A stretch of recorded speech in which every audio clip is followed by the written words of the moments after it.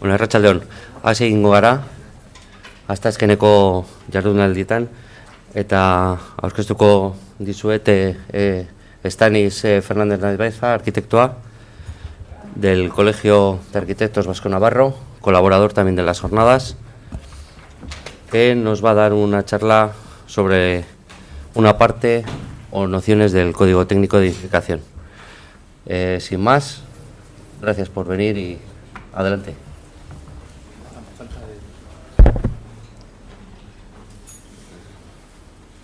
Bueno, arratsaldeon. Buenas tardes a todos. Bueno, primero agradecer a los organizadores de las jornadas la posibilidad de poder venir a realizar esta ponencia y por primera vez en sus 7 convocatorias el hecho de que el colegio participe como colaborador pues es un tema muy interesante y que esperemos que se vaya manteniendo a lo largo de las próximas ediciones. Por otro lado, pedir disculpas porque realizaré la ponencia solamente en castellano. Y bueno, dicho esto un poco, muchas veces suelo tener la duda de cómo comenzar las ponencias con la idea un poco de poder llegar a transmitir algunas cosas interesantes. Hay veces que empiezas a contar un montón de cosas y no sabes si has intentado desarrollar demasiados conceptos. Hay veces que parece que has desarrollado pocas cosas. Muchas veces para solucionar esto he decidido empezar por el final, que normalmente suele ser lo más interesante. Pero esta vez ya me he tirado de la moto y he decidido que iba a dar la conclusión, ya, ni siquiera iba a empezar por la parte final. Entonces, a mí lo que me gustaría un poco es que cuando termine la charla, pues en la cabeza tengáis algo parecido a lo que se ve aquí. Un montón de conceptos aparentemente inconexos y como muy diferentes unos de otros, pero que yo espero que con el tiempo y a base de ir pues escuchando otras charlas o leyendo el periódico o viendo la tele, pues de repente pues lleguéis a conectarlos y digáis, hombre, mira, esto a mí me sonaba de algo y ahora ya sé de qué es. Entonces, bueno, en todo este batiburrillo de conceptos y tal, a mí lo que me interesa de primeras es empezar desarrollando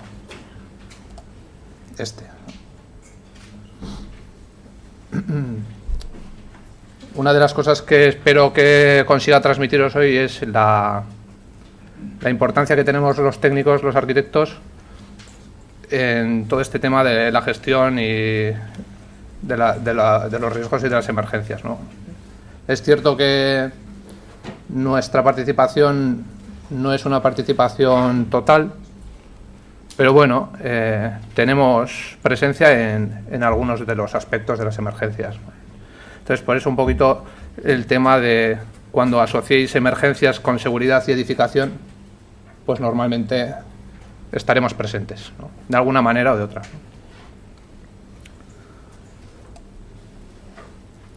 Y teniendo esto en cuenta, pues quería empezar un poco definiendo lo que es un arquitecto.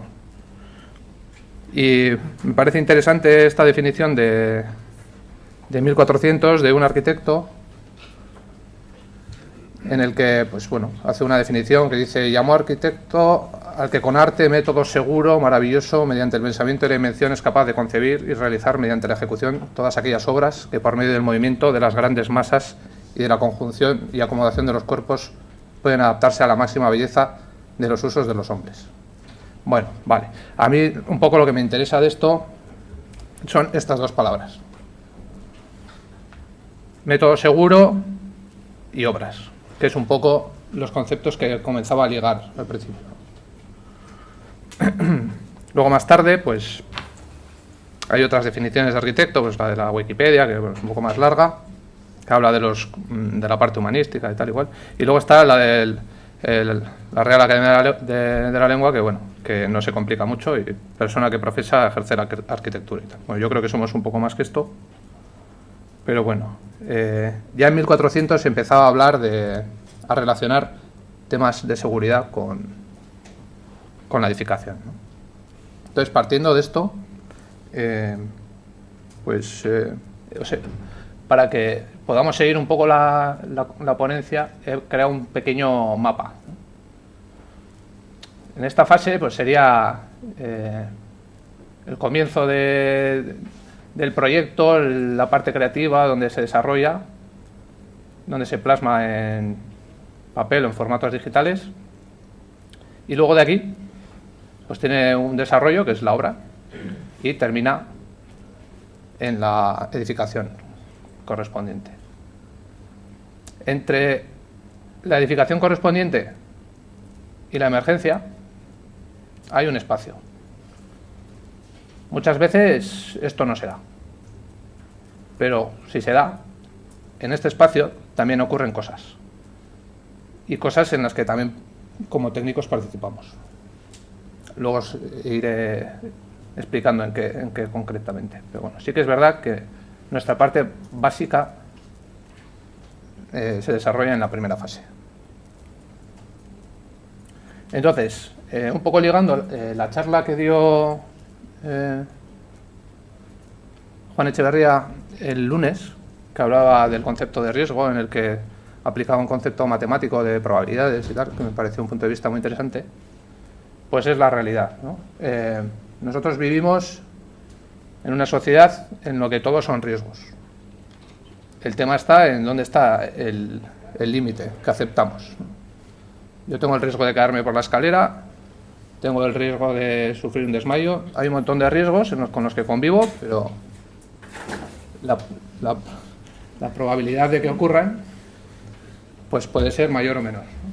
Nosotros convivimos con eso y no lo valoramos, ¿no? Pero el tema está ahí. Aquí, en este caso, pues podemos ver, ¿no? Pues que aquí hay un riesgo alto con unas consecuencias importantes. En la fase de ejecución de un edificio pues puede haber bastantes riesgos, ¿no? En el uso del mismo, no solo del edificio, pero en la vida en general, pues hay riesgos, ¿no? Si alguien pisa pues la cáscara de plátano, pues tiene el riesgo de caerse, ¿no? Las consecuencias, pues luego pues, podrán ser mayores o menores, ¿no? Y luego, durante el mantenimiento del edificio, pues depende de cómo se hagan las cosas también, pues hay unos riesgos que pueden ser mayores o menores, ¿no? Al final convivimos, ¿no? Pues a este señor probablemente no le parezca que esto es un riesgo, ¿no? Y al que está colgado, pues menos. Entonces, con ese concepto de riesgo, pues también podemos ver que hay riesgos que pueden ser muy pequeños, pero con causas muy graves. Puede haber unos riesgos a largo plazo. Incluso convivimos tanto con los riesgos que al final pues los asimilamos con otras cosas, ¿no? Pues el semáforo. Pues el semáforo al final es una barra para medir el riesgo, ¿no? O sea, a mí nadie me dice que si paso cuando está el semáforo en rojo no me vaya a atropellar un coche. Lo que pasa es que el semáforo me dice, no, si pasas ahora, el riesgo de que te atropelle un coche pues es mucho menor. Y lo mismo te dice el verde, ¿no? El verde te dice, bueno, además esto lo solemos practicar bastante, ¿no? O sea, verde, no viene coche, paso. Pues bueno, el riesgo me está diciendo que me puede atropellar, ¿no? Bien, si ligamos los riesgos al paso del tiempo, pues nos encontramos que al final, pues por probabilidad, ocurre algo. Hay un problema. Puede ser una catástrofe o puede ser una cosa más pequeña.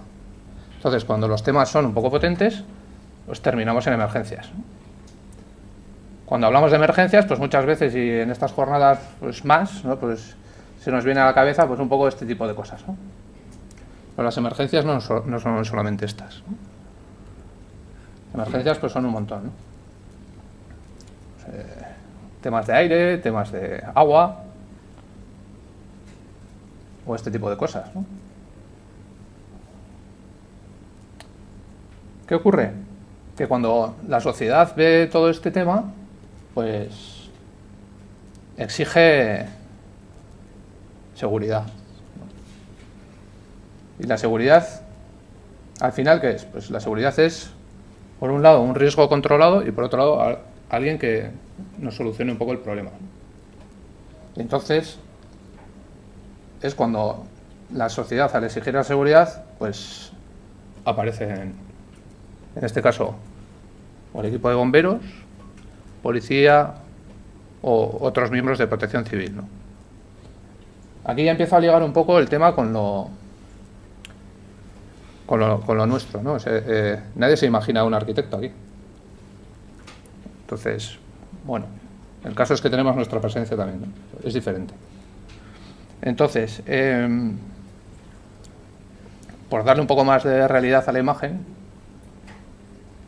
pues vamos a poner esto. No digo que la anterior no sea real, pero así nos situamos. Entonces, ya tenemos el concepto de riesgo y de emergencia. Si el riesgo y la emergencia se dan en un contexto definido, como pueden ser los edificios, entonces puede ser que nosotros ya empezamos a tener una presencia mayor y la gente, la sociedad, puede empezar a reconocernos. Entonces, ¿qué ocurre? Pues que igual no tenemos conciencia de la cantidad de emergencias que se dan en los edificios, emergencias importantes, ¿no? Y emergencias de todo tipo, ¿no? Puede haber desde impactos en edificios hasta emergencias debidas a catástrofes naturales o terremotos o inundaciones. Y no hace falta irse tampoco muy lejos, ¿no? Aquí arriba a la derecha, corrimiento de tierras en Urrestilla, que ocurrió hace muy poco. Pues bueno, pues aquí hay un edificio. Si aquí no hubiese un edificio, pues no pasaría nada, ¿no? A no ser que hubiese alguien, ¿no? Pero ¿quién no ha visto en su ciudad una cosa como esta? Y más en algunas ciudades pues, que tienen unos cascos históricos igual, pues que no se cuidan adecuadamente, o incluso algún tipo de bloques ejecutados no de muy buenas maneras, ¿no? Esto parece una tontería, pero si tú pasas por aquí, te cae un cascote y de emergencia. Por lo menos para el que le da, para el otro igual no, pero no hace mucho en Bilbao le cayó un cascote a una persona y falleció. Bueno, pues esto que se ve aquí, con una intensidad un poco mayor, o incluso que haya paños enteros de fachadas, pues son temas que nos corresponden. Y entonces, bueno, tampoco son historias. O sea, al final, en el tema de las emergencias, aquí el rey es el incendio, ¿no? Estos son imágenes de Bermeo, que también son de hace muy poco. Esto estoy haciéndolo un poco para que quizá no somos conscientes de la cantidad de cosas que suceden, ¿no? Y en este caso yo me estoy ciñendo al contexto que a mí más me interesa, claro. Pero esto ocurrió en Azkoitia el año pasado, justo antes de las jornadas, que encima tuvo una deriva que fue que después del incendio el edificio, porque no se mantuvo en buenas condiciones, pues encima empezó a derrumbarse, con lo cual pasamos de un incendio que bueno, que en teoría termina la emergencia, pero resulta que con el tiempo se convierte en otra emergencia que hay que terminar apuntalando y tal. Entonces, pues bueno, he hecho un pequeño recopilatorio del último mes de incendios y de noticias que han ido apareciendo en el periódico y bueno, podéis ir viendo, ¿no? Pues incendio en Caserío de Cegama, 25 de mayo. Desalojan un edificio en Eibar, 21 de mayo. Incendios en daños personales en Gros, 1 de mayo. Incendio en el centro de Donostia, 9 de mayo.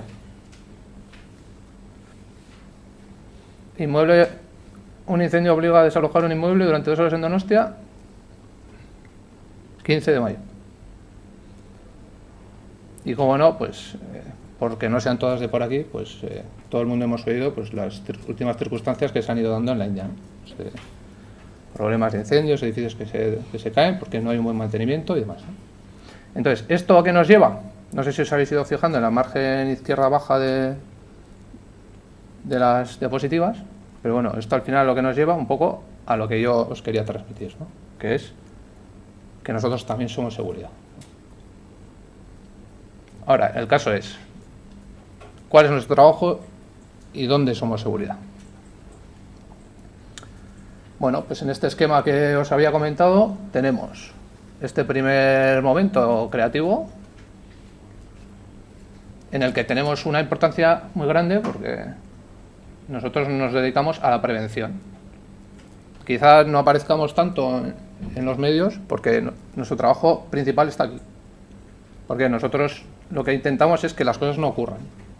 Y dentro de nuestras posibilidades, ¿cuáles son? Pues intentamos que no ocurran desde el diseño. Entonces dices, bueno, pues los arquitectos es que quieren tener presencia porque les apetece y tal.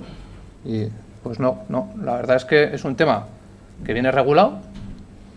La LOE, que es la Ley de Ordenación de la Edificación,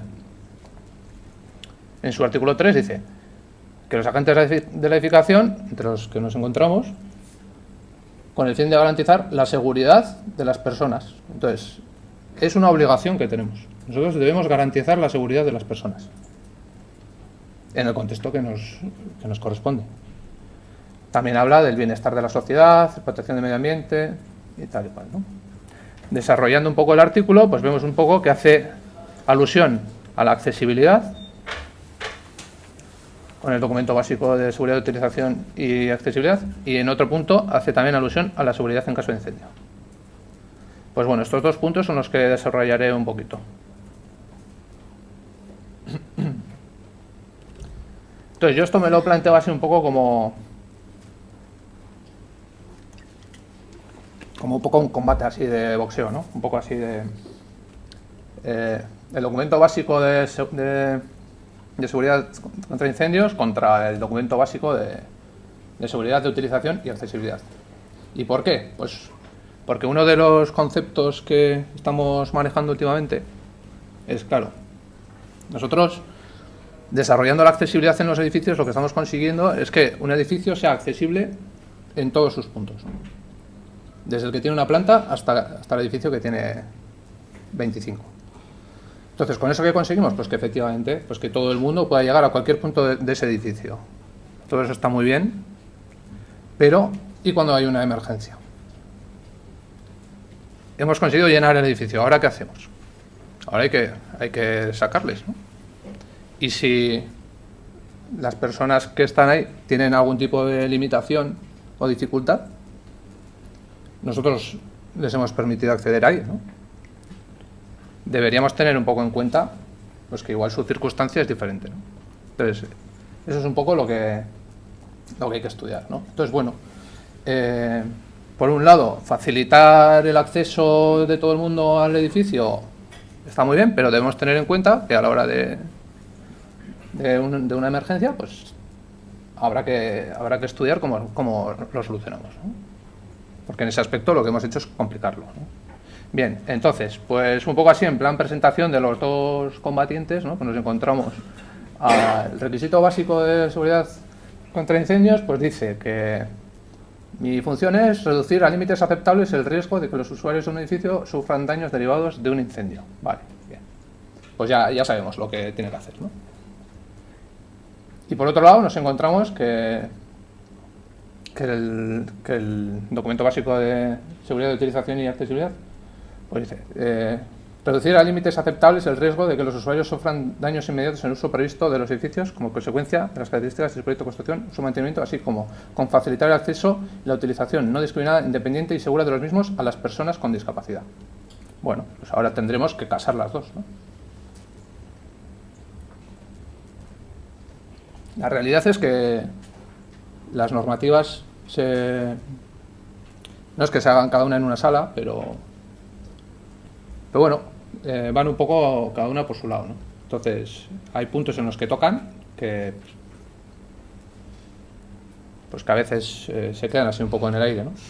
Entonces, bueno, la realidad es que en nuestra situación poblacional actual gracias a que la esperanza de vida cada vez es mayor y que la natalidad cada vez es menor, pues nos encontramos que la pirámide poblacional está totalmente invertida y por tanto pues es una realidad que la gente, cada vez vamos a ser gente pues, con una edad más avanzada, y con la edad más avanzada pues tenemos otro tipo de características que cuando somos más jóvenes, ¿no?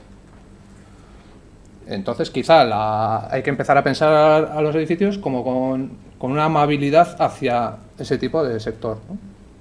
Y hay que facilitar las cosas y hay que tener un poco en cuenta que existe esa realidad, ¿no? Un poco esto de la transversalidad, es un poco lo que os he comentado, que no estaría mal, ¿no? Y, bueno, entonces diréis, bueno, ¿y cómo sabemos esto? O sea, ¿realmente hay un grupo en la sociedad que demanda esto? ¿O es una historia así un poco...? Y bueno, pues... la realidad es que la accesibilidad universal nos favorece a todos, pero también favorece a un grupo de la sociedad pues que tiene una discapacidad permanente que puede estar estimada alrededor de un 9% de la población, una discapacidad temporal, pues que no se ha torcido un tobillo y tiene que llevar muletas o alguna circunstancia parecida, o se le ha metido algo en el ojo y no ve, o temporalmente, ¿no? Y luego un grupo de personas de edad avanzada y un grupo de personas de edad temprana que en principio no se comportan en las mismas circunstancias que creo que podría ser el prototipo de una persona, ¿no? Entonces, el 17% de la población es mayor de 65 años, con lo cual ya empezamos a sumar gente, ¿no? Y entonces, pues bueno, de la gente que puede tener algunos problemas o limitaciones, ¿cuáles son, no? O sea, ¿cuáles son las limitaciones que llegan a tener? Pues bueno, pues por un lado nos encontramos que la limitación mayor es desplazarse fuera del hogar. Pues ya estamos. Salir de tu casa es lo que menos puede hacer. Pues igual es porque tampoco se lo hemos puesto muy fácil nosotros, ¿no? Los arquitectos. Ya estamos otra vez aquí. Pues entonces hay que empezar a tener en cuenta y asumir nuestras responsabilidades, ¿no? Luego también, pues la gente que tiene limitaciones en la vista o acústicas, pues es un número importante, ¿no? De la gente que tiene, de la que hemos hablado anteriormente, ¿no? Y luego está pues un grupo importante también que tiene problemas a la hora de realizar las tareas del hogar. Bueno, yo también puedo estar ahí un poco, me parece. Entonces, este es un poco el disco, ¿no?, que tenemos. Y vale, pues entonces estamos tranquilamente en nuestro edificio y de repente, ¡pum!, emergencia. Todos nos lo hemos imaginado alguna vez, ¿no? Y yo me veo así, o sea, emergencia, ¡pum!, pues yo ya estoy preparado, salgo volando, ¿no? O sea, empiezo a correr. Buah, si hay algo por medio lo salto y no, aquí no pasa nada y llego al final y campeón, ¿no? Y ya estoy fuera y ya está, ¿no? La realidad es que esto solo está en mi cabeza, ¿no? Que luego cuando ocurre una emergencia real, pues el panorama puede ser más de este estilo, ¿no? Que alguien me tenga que llevar o que me caiga, o yo qué sé, ¿no? Entonces, ¿y por qué va a ser más de este estilo? Pues porque una cantidad importante de la gente que está dentro del edificio, pues va a ser esta.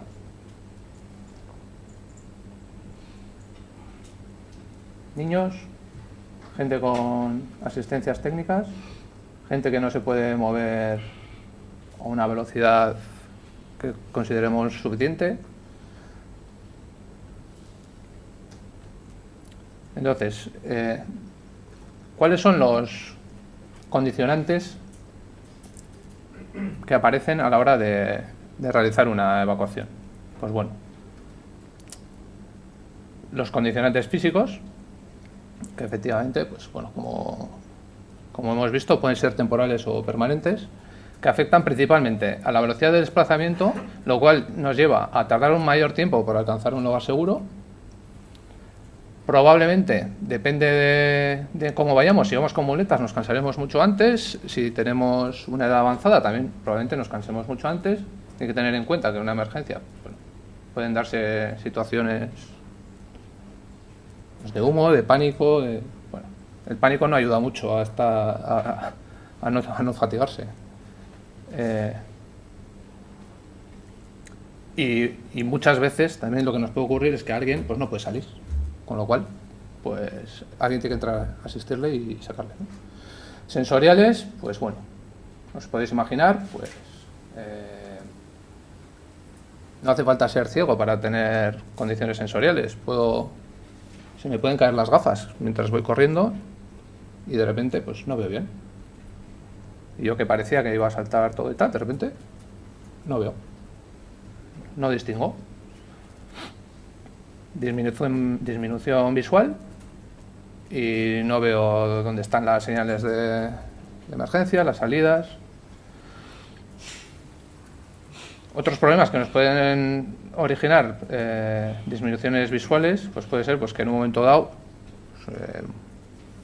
llegas a tocar algún elemento que está a una alta temperatura, como no lo puedes ver, y te puedes quemar, ¿no? O te arrimas a una pared o una cosa de estas, ¿no? Entonces, bueno, al final tampoco hace falta irse al tope del acondicionante sensorial para que en una situación de emergencia disminuya tu capacidad en un porcentaje muy alto, ¿no?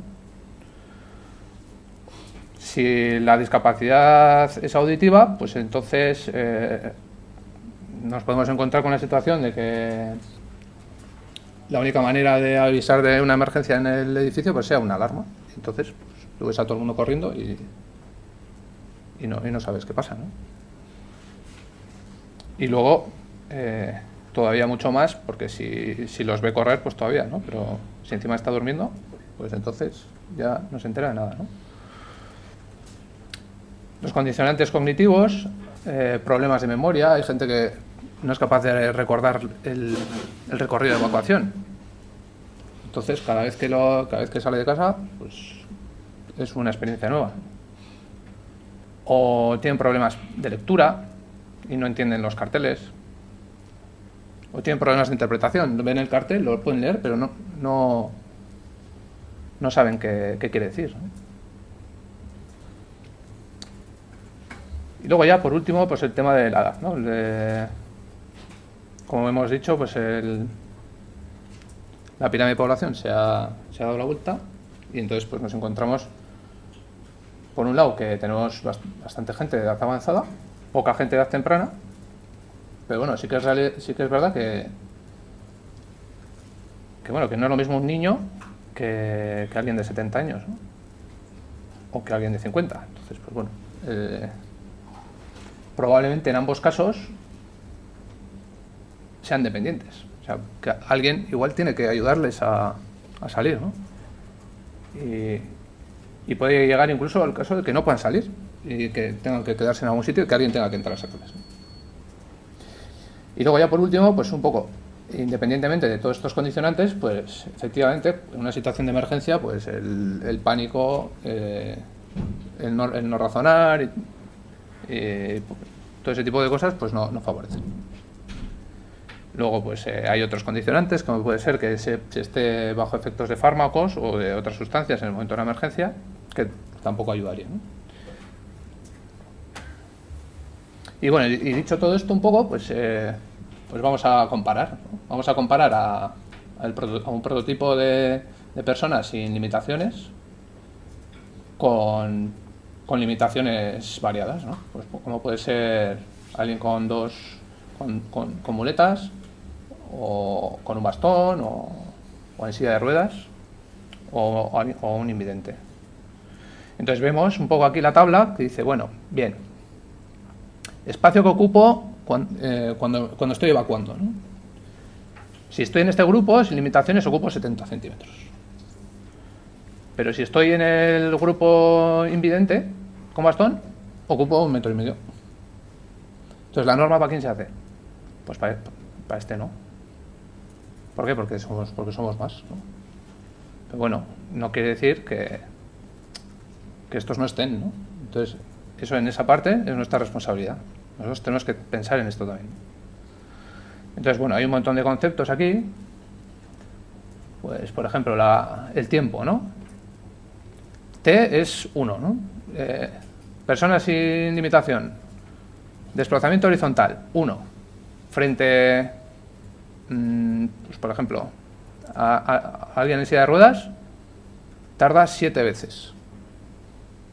O sea, si tarda 1 minuto, él tarda 7. Entonces, bueno, con estas tablas un poco se hace la media, ¿no? Entonces dices, vale, en una situación de emergencia y de evacuación, una persona con limitaciones, ¿cuánto tardaría? Pues bueno, en caso del tiempo, pues en desplazamiento horizontal, la media, unas 5 veces. Con lo cual, si alguien estima que tarda 10 minutos o 5 minutos en salir, pues por 5, ¿no? ¿Cuánto ocupa? Pues 3 veces. ¿La velocidad a la que iría en una superficie horizontal? Pues a la mitad. Entonces, teniendo en cuenta un poquito esta tabla, pues vemos que efectivamente aquí hay una realidad, ¿no? Una realidad que hay que tener en cuenta. Entonces, frente a eso, podemos decir, bueno, pues cumplimos la norma y ya estamos. Y efectivamente, cumplimos la norma y ya estamos. Pero claro, esto y esto puede cumplir la norma. Pero a nadie se le escapa que no es lo mismo evacuar por aquí que evacuar por aquí, ¿no? Con lo cual, bien, la norma está muy bien, pero al final tiene que haber unos criterios, ¿no? Unos criterios de realizar las cosas, ¿no? Entonces, bueno, unos criterios de accesibilidad y seguridad complementarios a la norma, pues podrían ser, pues, favorecer la evacuación horizontal a nivel y libre de obstáculos mediante una compartimentación que permita abandonar la zona afectada y acceder a un lugar seguro. O clarificar al máximo el diseño en las distribuciones para facilitar la orientación en el edificio, que es el caso de la imagen. Reducir los flujos de evacuación. ¿Esto qué quiere decir? Pues si tenemos un montón de gente en el edificio, pues igual no hay que hacerles salir a todos por el mismo sitio. Ya que hay más dinero, que hay más pasillo, ya.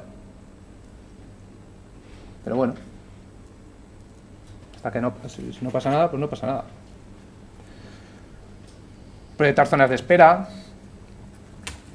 porque encontraremos a gente de la que hemos hablado antes, pues que igual pues no puede, pues está en el piso cuarto y lo primero que pasa en un incendio, no funciona el ascensor. Y el que está en el cuarto, pues ahí, si lleva en silla de ruedas, por ejemplo, pues bueno, hay que crearle una zona para que él pues esté pues seguro hasta que alguien venga a rescatarle, ¿no? Considerar el diseño de ascensores de forma que puedan utilizarse como elemento de evacuación vertical. Está claro que estos ascensores no serían iguales que los que usamos normalmente. Fomentar la señalización e información en varias modalidades sensoriales, porque muchas veces también cuando pensamos en esto, pues nos olvidamos muchas veces de la gente que tiene limitaciones visuales o táctiles o auditivas, ¿no? Pero también están. Diseñar las instalaciones de protección de manera accesible, considerar el comportamiento de los humos y su control, facilitar el acceso y maniobra de los equipos de rescate. Bueno, ¿y qué dice la norma entonces? Pues la norma dice pues que en la propagación interior pues que compartimentemos, ¿no? Entonces, ¿cuál es la exigencia? Pues se limitará el riesgo de propagación de incendio por el interior del edificio. Vale. ¿Cómo? Compartimentando. ¿Qué es compartimentar? Pues compartimentar es, pues esto, hacer cajitas, ¿no? Entonces, ¿cómo se hacen las cajitas? Pues la norma dice pues que en función del uso, del elemento que lo recubre, las puertas, la altura, pues tiene que tener esta resistencia. Vale. Y como criterio complementario a la norma, ¿por qué no decimos, bueno, pues si aparte de eso está muy bien, pero igual es mejor proponer 2 sectores siempre en cada planta? Normalmente esto no se hace. Normalmente cada planta o muchas plantas son un sector. Entonces dices, bueno, Si yo en cada planta hago 2 sectores, es decir, este es independiente de este, o sea que si aquí se produce un incendio, los que están a este lado están seguros, pues vale, si aquí se produce un incendio, yo salgo de aquí, ando muy poquito, cierro la puerta y ya está. No hay evacuación vertical, por lo tanto las personas con movilidad reducida no tienen que coger un ascensor que no funciona o bajar por las escaleras dando botes, solamente tiene que andar un poco y se pasa al otro lado, ¿no? ¿Qué ocurre? Pues que efectivamente para hacer esto necesitamos luego otros elementos de salida, ¿no? Como son esto, normalmente o no se puede hacer o es muy caro o no conviene, y entonces lo que se propone son elementos alternativos, ¿no? Como pueden ser los espacios de refugio o los ascensores de evacuación, ¿no? Entonces, los espacios de refugio pues son espacios de espera para la evacuación de personas que no pueden continuar de forma autónoma. Si va alguien con una silla de ruedas, por ejemplo, llega a la escalera y se tiene que parar. Entonces, bueno, pues hay o antes habría que prever un espacio que fuese un sector, una zona segura, ¿no? Que llegase y luego esperar a que apaguen el incendio o que alguien le saque, ¿no? Debe tratarse como un sector de incendio. Es importante dimensionarlo para usuarios con dificultades, porque la gente que no tiene dificultades no necesita mucho espacio y no se va a quedar ahí, va a bajar. Pero ¿hay quien se va a quedar? Pues igual, pues la gente que no puede. Y esa gente normalmente pues tiene asistencias técnicas, sillas, muletas. Necesitan más espacio, vamos, resumiendo, ¿no? No está mal a veces contar con una zona de asiento, como se ve en las partes viejas de Donosti, por ejemplo. No hay ascensor, en el segundo piso hay una banqueta siempre ahí en la esquina. La señora del cuarto pues sube, se sienta un ratito, descansa y luego en 2 tandas y sube, ¿no? Pues bueno, aquí igual, si hay gente mayor, pues se le pone una zona para... Y luego estaría bien pues que en esas zonas que se generasen, pues estuviesen bien ventiladas, bien iluminadas y con un intercomunicador, de tal manera que la persona que está ahí, pues bueno, no está en penumbra, tiene un aire relativamente sano y puede, si no lleva móvil, pues igual puede comunicarse con la gente que está afuera, ¿no? Oye, pues estoy bien o tal o no sé qué, ¿no? 5 minutos están. 5 minutos. Vale. Bueno, esto sería un poco el ejemplo del tema, ¿no?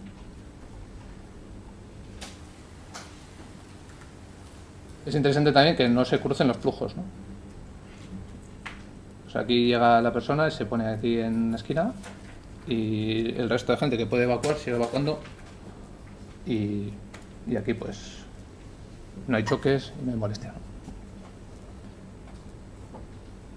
Los ascensores de evacuación, un poco como os he comentado, pues son unos ascensores que son especiales, que tienen su propio grupo electrógeno, que tienen que estar diseñados como un sector de incendio, que son más grandes porque en principio van a ser para gente que tiene asistencias técnicas, incluso en un momento dado se puede pensar para que haya alguna camilla. Además tienen que soportar cargas mayores porque se tiene que permitir a los elementos, pues bomberos, sistemas de incendios, pues que puedan utilizarlos. Y luego el uso del ascensor debe estar vinculado al plan de instrucciones del plan de emergencia. Bueno, en cuanto a la evacuación, esto es lo que dice la norma. Y bueno, un poquito el caso sería el mismo, ¿no? Criterios de accesibilidad, pues bueno, lo que dice la norma está bien. Bueno, luego nos encontramos pues que como criterios complementarios no estaría mal tender a hacer escaleras más tendidas, con una huella y contrahuella de 1632, por ejemplo. Evitar que las barandillas tuviesen elementos que se pudiesen, pues alguien con muletas o un bastón o que se pudiese enganchar y pues caerse. Al usar rampas, pues que el tema de las rampas, pues intentar evitar los quiebros, ¿no? Porque las rampas fuesen rectas. El tema de las rampas siempre tenemos la historia de que si bajamos a alguien con así se nos escapa, ¿no? Igual, pues bueno, hay que tener un poco cuidado con esas cosas. Lo mismo sería un poco para el tema de señalización, señales acústicas, señales táctiles. Un tema de las señales táctiles que está muy bien es, no es mala idea en las barandillas de las escaleras, pues, que haya en braille, por ejemplo, pues hacia dónde va la escalera, por ejemplo, a dónde termina. Si alguien vive en un edificio y ya sabe todo, está bien, pero si entra en un edificio público, igual no sabe dónde va, ¿no? Y bueno, este me lo voy a saltar porque es el tema de las ITES y tal, que, bueno, aquí en este recorrido entre la ejecución y la emergencia hay una zona un poco oscura, que es el mantenimiento y tal, que al final no se sabe muy bien quién lo tiene. Bueno, sí se sabe, pero bueno, en teoría es el tema de los usuarios, pero como son cosas comunes, pues al final, bueno, es una historia así un poco... Entonces, bueno, una de las herramientas posibles que hay ahora es el tema de las ITES, que sí que es verdad que es un tema bastante polémico, pero bueno, al final de lo que habla esto es de que alguien se tiene que encargar un poco del mantenimiento y de valorar pues lo que está ocurriendo con ese edificio. Si está bien, pues está bien, y si no está correcto, pues... Y ya por último, y termino, quería un poco comentaros en esta relación que tenemos de, bueno, ya hemos dicho que aquí participamos bastante, aquí en esta zona parece que deberíamos participar más, y luego aquí nuestra participación se reduce al conocimiento que tenemos nosotros de los propios edificios que hemos hecho. Entonces, ¿qué ocurre? En un momento dado, a finales del siglo pasado, del 20, pues en las delegaciones teníamos pues unas oficinas de información urbanística cuando no existían los ordenadores, los CDs, pues estaba todo en papel. Y los planos urbanísticos, los planos topográficos y todo eso se guardaba en una oficina. En esa oficina es una oficina de consulta al que todos los técnicos arquitectos iban a hacer los planes de situación y tal, ¿no? Entonces, visto un poco la deriva que estaba tomando el tema informático y tecnológico, pues resulta que se empieza a digitalizar por parte de la administración, se empieza a digitalizar toda esa información. Información que tenían ellos, información que teníamos nosotros. Entonces, se propone al Servicio de Información Territorial de la Diputación de Guipúzcoa, desde la Delegación de Guipúzcoa, se propone un acuerdo de colaboración en el que, bueno, pues os pasamos información que tenemos y así hacemos algo un poco mejor, ¿no? Y todo eso lo digitalizamos. A nosotros nos viene mejor porque, sobre todo tras la explosión de Internet, pues no solo nosotros, sino ya cualquier usuario tiene acceso a los planos topográficos o un montón de planos a través de páginas de ayuntamientos y tal, y lo cual facilita mucho nuestra labor. Y por otro lado, nosotros en ese momento a lo que nos ofrecemos es como contrapartida nos ofrecemos a realizar un directorio de edificios. Este directorio de edificios es un documento que se decide hacer a principios del 2000, en el que los colegiados, al entregar su proyecto, al final, rellenan una ficha. Y en esa ficha se reúne la información más importante de ese edificio. Fachada, planta, estructura, todo en una única ficha. Eso es lo que ofrecíamos nosotros. Entonces se iba haciendo desde el 2000 esta ficha, que se le puso el nombre de ficha final de obra, que tiene este aspecto. Entonces aquí vemos la fachada, en planos, aquí en imágenes, y aquí pues pone el autor, bueno, una serie de cosas que están bien, pero realmente importante pues es estructura, número de plantas, otra serie de cosas, localización, con el objetivo de dar un servicio a la seguridad de la sociedad. ¿Por qué? Porque en un momento dado, esta información, pues para un servicio de bomberos que tiene que entrar en este edificio, o cualquier otra institución que lo necesitase, pues podía tener acceso a ello. El caso es que nosotros llevamos desde el 2000, gracias a todos los colegiados que han ido haciendo al terminar sus edificios, porque todos los temas es que esto es la realidad del edificio, porque esto se entrega al final, han ido realizando esto y tenemos pues una cantidad de información enorme que en principio nosotros lo ponemos a disposición de la institución que considere que le puede interesar, ¿no? Entonces, bueno, es verdad que igual desde el 2000 ahora las cosas que se necesitan, pues por ejemplo para los bomberos, pueden ser diferentes, pero bueno, sería cuestión de modificar 4 cosas y plantear este directorio de edificios para que pudiese acceder, pues a nivel público el que considerase. Y con esto pues termino. Muchas gracias y hasta el año que viene.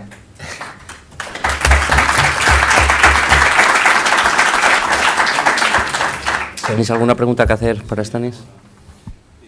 ¿Qué ocurre cuando... Hola, buenas tardes. ¿Qué Hola. ocurre cuando, por ejemplo, un arquitecto diseña un edificio muy bonito, pero la administración no actúa con la diligencia debida y ocurre lo que ocurre? Casos, por ejemplo, como los corrimientos de tierras en sitios donde se han permitido edificaciones y se han talado los árboles, Azcoitia, carreteras, caseríos cortados, o cuando se permite la construcción de casas en rieras de canales de desagüe, o por ejemplo cuando hubo hace unos años aquí unas lluvias impresionantes y en la zona de Aguinaga, en la estación, el agua entraba por las ventanas y salía por las puertas, y eso llevaba a movimiento de conducción de gas que se movían y que hubo riesgo de incendios y tal. Entonces, está muy bien que los arquitectos diseñen unos edificios muy bonitos, pero luego hay que tener en cuenta el entorno exterior, porque te puedo decir también, hace poco tiempo en Orio se ha construido una doble vía de tren, ha habido un movimiento de tierras que ha afectado simplemente a los caseríos que estaban enfrente y a las edificaciones que estaban a 200 metros. Entonces yo creo que está muy bien crear unas legislaciones, pero la administración debía ser la primera en cumplirlas y en ver los entornos. Si no, tenemos también el caso de Guetaria con la causa de la erosión en las casas que están en esas zonas. Entonces está habiendo muchísimas casas que tienen una serie de cumplimientos legales, pero no se tienen en cuenta lo que es el entorno exterior y las cosas fortuitas. Y cada vez estamos viendo, tenemos las casas de Martuten, etcétera, etcétera, que cada vez sí, casas muy bonitas, muy bien prefabricadas y tal y cual, pero los riesgos cada día van aumentando. Sí, bueno, creo que te has contestado, ¿no? Pero sí. A nivel de arquitecto, ¿cómo actúan los arquitectos a nivel de la administración para que se estudien esos entornos a la hora de las construcciones? Bueno, estoy de acuerdo en todo lo que has dicho y bueno, sí que es verdad que muchas veces, pues lo que tú contemplas, ¿no? Nosotros nos dedicamos al edificio y el entorno pues no lo tenemos suficientemente en cuenta, ¿no? El caso es que igual ya el problema viene por un tema de planeamiento, ¿no? Igual resulta que es que en esa zona no hay que construir, ¿no? Ahora, ¿cuáles han sido los criterios para decidir que hay que construir ahí? Probablemente nosotros tengamos algo que ver, pero también te digo que efectivamente hay otros intereses muchas veces, ¿no? Construir en zonas de antiguas riadas o al lado de zonas que pueden sufrir movimientos de tierras, todo esto, pues de primeras no parece una buena idea, pero creo que se hace. Y la verdad que el territorio en el que vivimos tampoco favorece. No hay más que montes y por todas partes, ¿no? Entonces, al final, las zonas más fáciles de construir están llenas. Y entonces, al final, pues tenemos que convivir un poco con esto, pero sí que es verdad que nos hace falta un poco de planificación, ¿no? Y prevención, ¿no? Que bueno, que al final es donde nosotros donde más desarrollamos, ¿no?, nuestra labor, ¿no?